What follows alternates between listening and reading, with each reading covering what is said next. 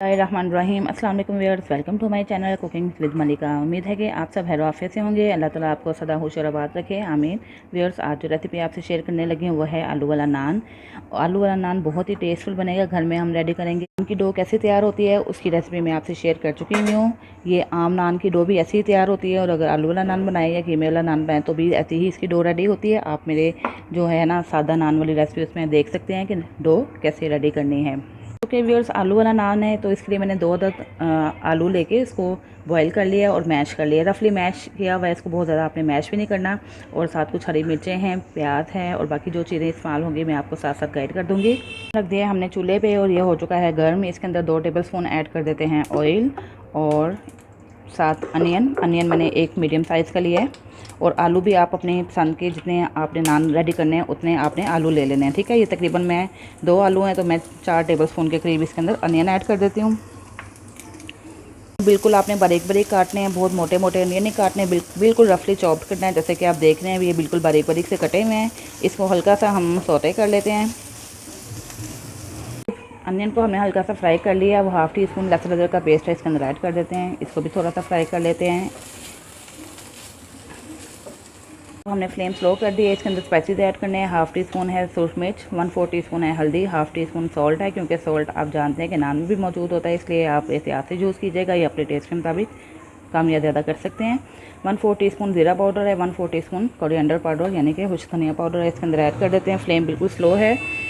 Spices जब भी आप ऐड करें फ्लेम काइंडली बिल्कुल स्लो कर दें ताकि वो जले नहीं। और इसके अंदर ही हम हाफ़ लेमन का जूस ऐड कर देते हैं। बिस्मिल्लाहिर्रहमान। ये लेमन जूस मैं इसके अंदर ऐड कर रही हूँ। बहुत अच्छा फ्लेवर आएगा, टेस्ट भी बहुत कमाल का आएगा।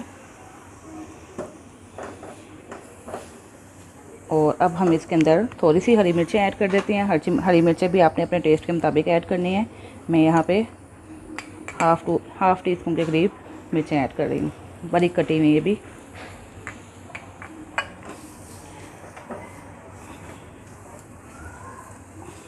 चलिए। और अब इसके अंदर हम डाल देते हैं पोटैटोज़ जो हमने रफली मैश किए हैं। बहुत ज़्यादा हमने मैश नहीं किया इनको, थोड़ा सा मैश हम करेंगे इस मसाले के साथ ताकि इसके अंदर मसाले भी बस जाएँ।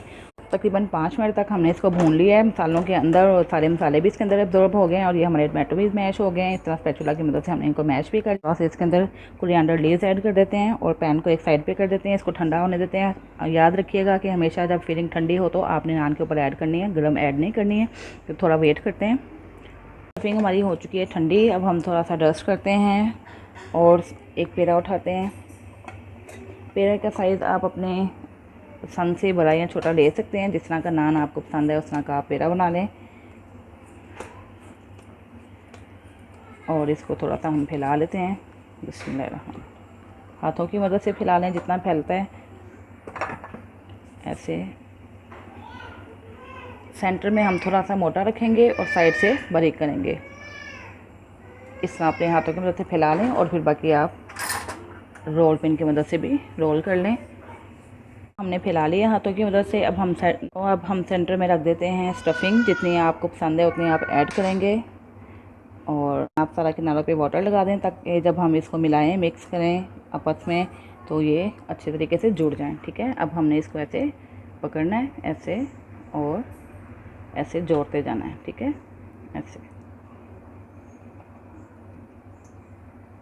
ऐसे कम्प्लीटली जोड़ लेंगे आप, और इस तरह फिर उसको ऊपर से मिला लेंगे। ऐसे थोड़ा सा ट्विस्ट कर दें ताकि आपस में जुड़ जाए ये सारा। और इस तरह हमने ये पेड़ा रेडी हो चुका है।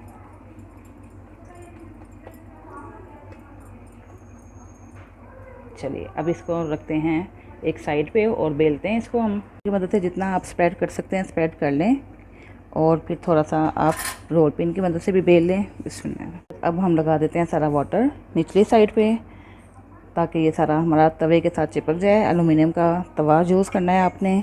पानी अच्छी तरह से लगा देना है। ये पानी लगाने की वजह से ही तवे के साथ चिपकेगा, ठीक है। अगर पानी कहीं रह जाएगा तो उखड़ना शुरू हो जाएगा, इसलिए आपने पानी सारा किनारों से और सारा अच्छी तरह सारा सेट कर देना है। इसको हम तवे पे डाल देते हैं। तवा हमने प्री हीट कर लिया हुआ है। अब हमने बिल्कुल फ्लेम स्लो रख दी है। अब इसके ऊपर अगर आप तेल ऐड करना चाहते हैं तो थोड़ा सा पानी स्प्रेड करके तेल ऐड कर दें। ये थोड़ी सी कलवंजी ऐड कर देते हैं, ऐसे चिपका लेते हैं और थोड़े से तेल लगा लेते हैं। ऐसे चिपका दें थोड़े से साथ, क्योंकि पानी लगाया वह चिपक जाएंगे। और ये थोड़े से तिल भी स्प्रेड कर देते हैं। ये ऑप्शनल है, अगर आप ऐड करना चाहते हैं कर दें, अच्छा टेस्ट आता है। अगर आप स्किप करना चाहते हैं तो स्किप भी कर सकते हैं। थोड़े से आप प्रेस कर दें और जैसे ही बबल आएंगे हम साइड चेंज करेंगे और इसको कुक करेंगे। व्यूअर्स, बबल आना शुरू हो गए हैं, फ्लेम हमने बिल्कुल स्लो किया हुआ था। अब हम नान चूल्हे का फ्लेम थोड़ा सा तेज़ कर दिया है और इस तरह आपने फैला के कुक करना है।